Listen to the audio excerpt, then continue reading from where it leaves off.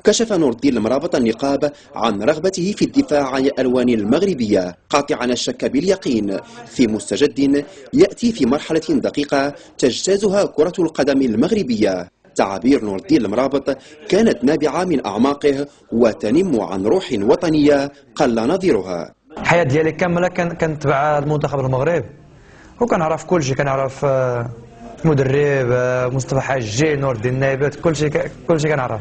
انا دائما كنتمنى نلعب ان شاء الله مع المنتخب المغرب.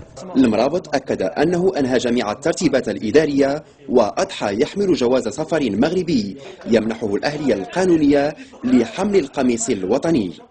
الشهرين اللي فات جا عندنا حسن مومن الهولندا ونطلقوا مع حسن مومن. ايوا دابا كان بدلنا الجنسيه. ايوا دابا ان شاء الله كنلعب مع المنتخب المغرب.